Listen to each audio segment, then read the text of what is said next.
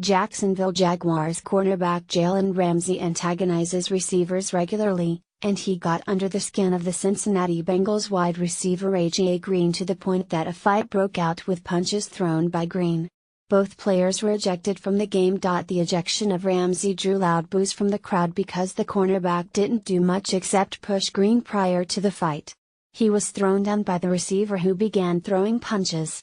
It's hard to understand why Ramsey was ejected from the game, but Green's frustrations came after the cornerback spent most of the first 2 quarters in the receiver's face.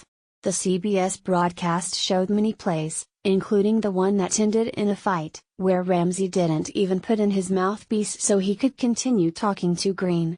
Green finished the game with just 1 reception for 6 yards as he struggled to find much room against Ramsey. After being banished to the locker room, Ramsey didn't want to go. Stadium personnel had to restrain him from making his way to visitors' locker room. When the Bengals came in at halftime, he was yelling profanities at them and threatening Green.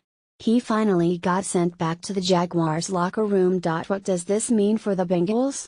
The Cincinnati offense already had its hands full trying to move the ball against Jacksonville but now has to do so without the help of Green.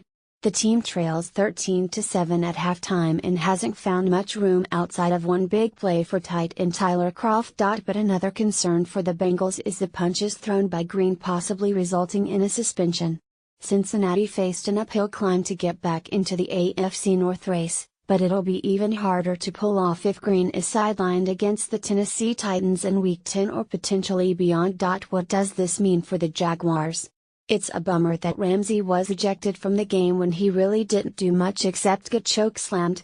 Most were confused how the officials came to the conclusion that the cornerback should have been ejected, including 2 of the former NFL heads of officiating. But the team also has A.J. Boy, and the Bengals don't have many other weapons after Green.